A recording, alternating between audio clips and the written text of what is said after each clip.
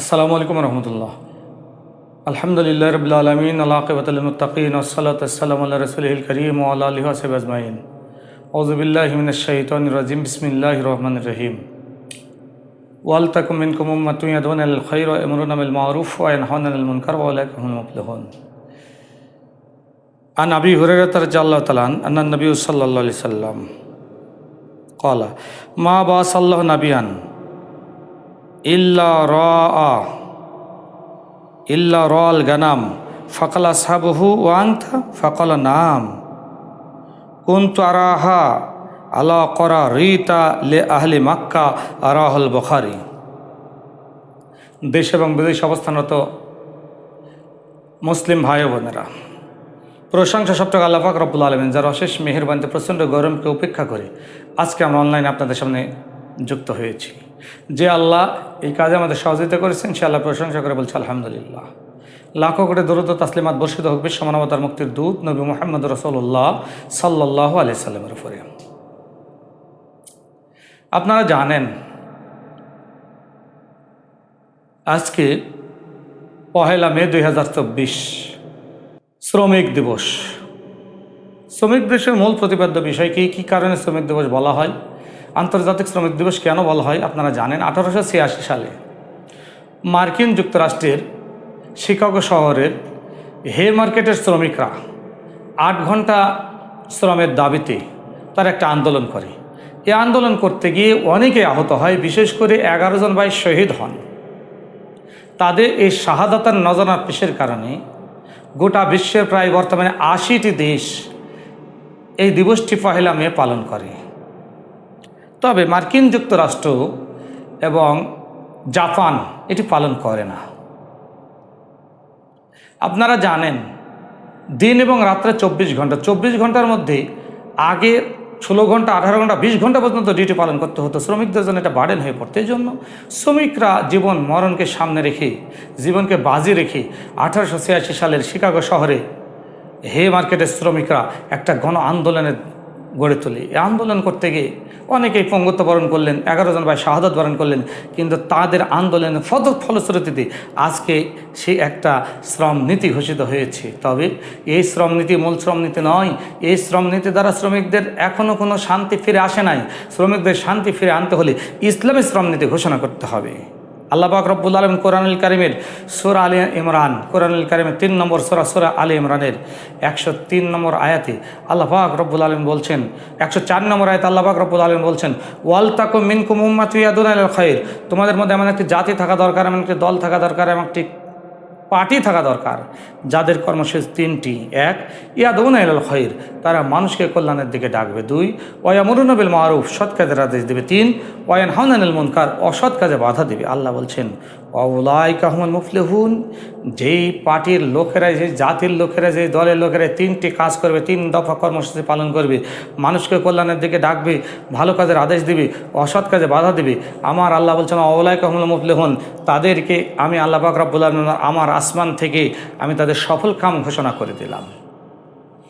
প্রিয় মালিক ভাইয়েরা, আপনারা যারা শ্রমিক খাটান তাদের জন্য আমি বলবো, আপনারা ভালো কাজের আদেশ মানুষকে করুন, সৎ কাজের, ভালো কাজের দিকে মানুষকে ডাকুন, কল্যাণের দিকে ডাকুন, সৎ কাজের আদেশ দিন, অন্যায় কাজে বাধা দিন। আপনাদের দায়িত্ব হলো শ্রমিকদের সাথে ভালো ব্যবহার করা। বুখারী 2262 নম্বর হাদিসে বিশ্বনবী জনাব মুহাম্মদ রাসূলুল্লাহ সাল্লাল্লাহু আলাইহি সাল্লাম বলেছেন মা বা'সাল্লাহু নাবিয়ান ইল্লা রা'আল গানাম, আল্লাহ কোনো নবীকে পাঠাননি যারা বকরি চরাননি। সাহাবীগণ জিজ্ঞেস করলে ইয়া রাসূলুল্লাহ আনতা, আপনি? বিশ্বনবী বলছেন আমি নিজেও বকরি চড়িয়েছি, এমনকি 1 কিরাতের বিনিময়ে আমি মক্কাবাসীর বকরি চড়িয়েছি আর 1 কিরাত করে টাকা আমি অর্জন করেছি। এটি হচ্ছে বিশ্বনবী জনাব মুহাম্মদ রাসূলুল্লাহ সাল্লাল্লাহু আলাইহি সাল্লামের দেখানো পথ। তাহলে প্রত্যেকটা নবী এবং রাসূল যদি বকরি চড়িয়ে থাকে আমরা কেন কাজ করতে ভয় পাই? ক্বালান নবী সাল্লাল্লাহু আলাইহি সাল্লাম, বিশ্বনবী বলছেন আল কাসিবু হাবিবুল্লাহ, যারা পরিশ্রম করে খায় ওই লোকগুলি আল্লাহর বন্ধুতে পরিণত হয়ে যায়। সুতরাং মালিকের চাইতে শ্রমিকের মর্যাদা আল্লাহর নিকট অনেক বেশি। মালিকের চাইতে শ্রমিকের মর্যাদা আল্লাহর নিকট অনেক বেশি। মালিকের চাইতে শ্রমিকের মর্যাদা আল্লাহর নিকট অনেক বেশি।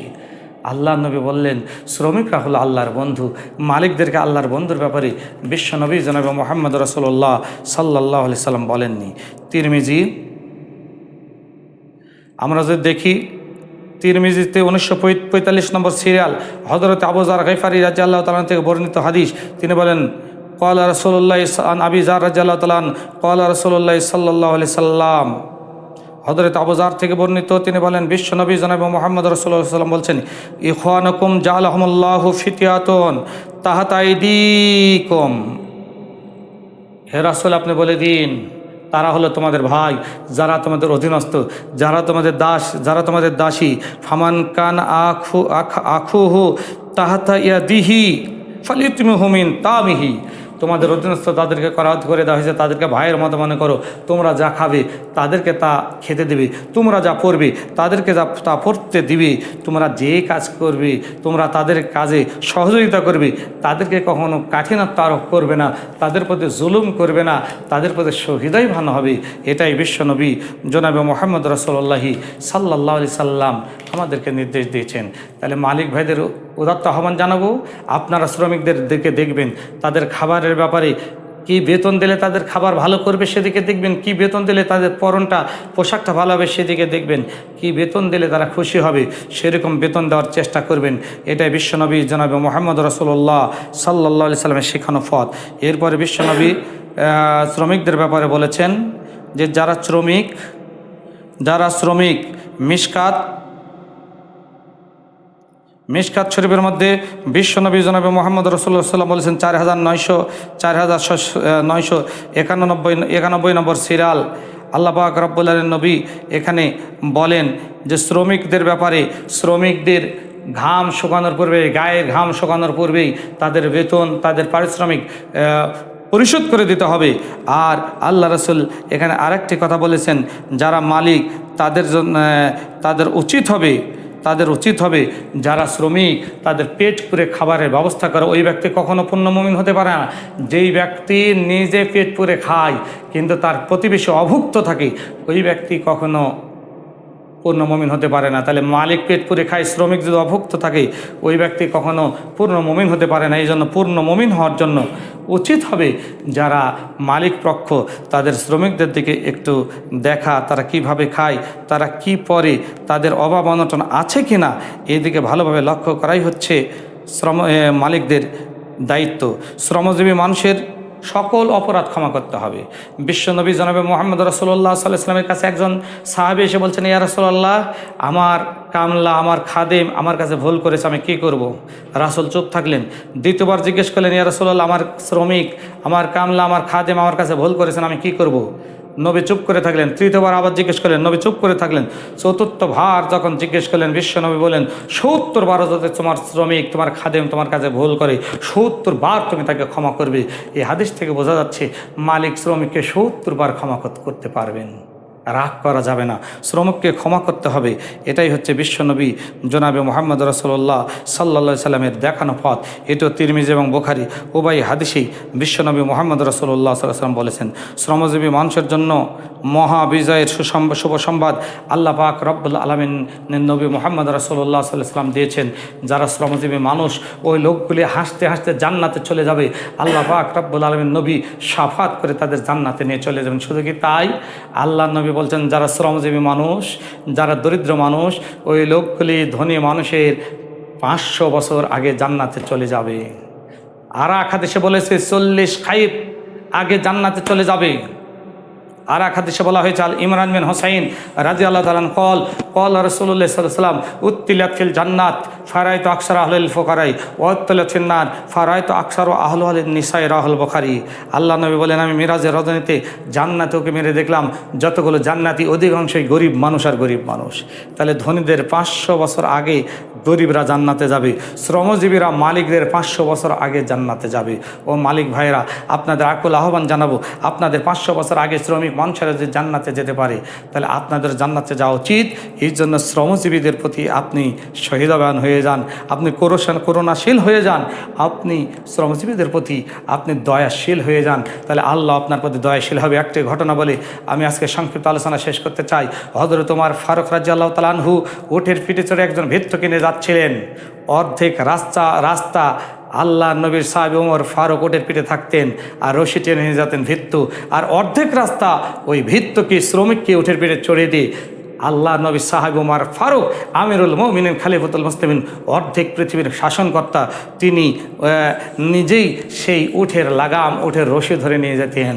লোকেরা দেখে আশ্চর্য হয়ে হাজার হাজার বাতিল শক্তি, অমুসলিম, খ্রিস্টান, ইহুদি, তারা বলছে একটা অর্ধেক পৃথিবীর মালিক নিজে শ্রমিককে, খাদেমকে উঠের পিছে চড়ে দিয়ে নিজে উঠের লাগাম টেনে নিয়ে যায়, রশি টেনে নিয়ে যায়, এটাই সত্য ধর্ম, এই নেতাই হলো সত্য নেতা। আমরা খ্রিস্টান থাকতে চাই না, মুসলিম হয়ে যেতে চাই। তারা কালিমা পড়ে অসংখ্য মুসলমান হয়ে গেলেন। আশহাদু আল্লা ইলাহা ইল্লাল্লাহু ওয়াহদাহু লা শারিকা লাহু ওয়া আশহাদু আন্না মুহাম্মাদান আবদুহু ওয়া রাসূলুহু। এখান থেকে বোঝা যায় মালিক পক্ষ যদি শ্রমিকদের প্রতি সুহৃদয়বান হয়, রহমশীল হয়, শ্রমিকরা আরাম পাবে, মালিকদের জন্য দোয়া করবে। কিয়ামতের ময়দানে মালিক এবং শ্রমিক এক কাতারে গিয়ে আল্লাহর জান্নাতে চলে যাবে। এজন্য আসুন, জাতি, ধর্ম, বর্ণ নির্বিশেষে সকল মালিক পক্ষকে বলতে চাই, আজকে 1 মে শ্রমিক দিবস, আন্তর্জাতিক শ্রমিক দিবস, বিশ্ব শ্রমিক দিবস। এই বিশ্ব শ্রমিক দিবসে আমি আপনাদেরকে অনুরোধ করব, আর শ্রমিকদের প্রতি আর কোনো প্রকার দুর্ব্যবহার নাই, শ্রমিকদের ঠকানো নাই, শ্রমিকদের দুমুঠো ভাতের জন্য ভাতের অধিকার আপনারা ফিরিয়ে দেন, বস্ত্রের অধিকার ফিরিয়ে দেন, বাসস্থানের অধিকার ফিরিয়ে দেন, তাদের প্রতি সুহৃদয়বান হয়ে যান। বিশ্বনবীর হাদিসগুলোকে ফলো করুন, আল্লাহ রব্বুল আলামিন কোরআনুল কারীমের আয়াতকে ফলো করুন, তাহলে আপনাদের গার্মেন্টসে, আপনাদের কলকারখানায় আল্লাহ পাক রব্বুল আলামিন বরকত দান করবে, রহমত দান করবেন। আপনারা আরও অর্থশালী হয়ে যাবেন, বিত্তশালী হয়ে যাবেন। শ্রমিকদের যদি ঠকান, হাক্কুল ইবাদ, হক দুই প্রকার, একটা বান্দার হক, একটা আল্লাহর হক। শ্রমিকদের হক নষ্ট করে যতই হজ করেন, যতই জাকাত দেন, যতই দান করেন, কিচ্ছু আল্লাহর দরবারে কবুল হবে না। শ্রমিকদের হকই আপনাকে আগে আদায় করতে হবে। এজন্য আজকে বিশ্ব শ্রমিক দিবসে আপনাদেরকে উদাত্ত আহ্বান জানাবো, মালিক ভাইদেরকে আপনারা সুহৃদয়বান হয়ে যান, শ্রমিকদের আর ঠকানো নয়, তাদের ন্যায্য অধিকার ফিরিয়ে দেন।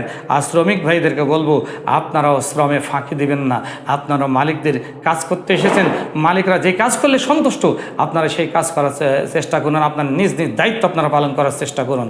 আল্লাহ পাক রব্বুল আলামিন মালিক পক্ষ এবং শ্রমিক পক্ষ উভয়কে ভাই পরিণত করে দিক, আল্লাহর কাছে দোয়া করি। আজকের সংক্ষিপ্ত আলোচনা বিশ্ব শ্রমিক দিবসে এখানেই আমি শেষ করছি।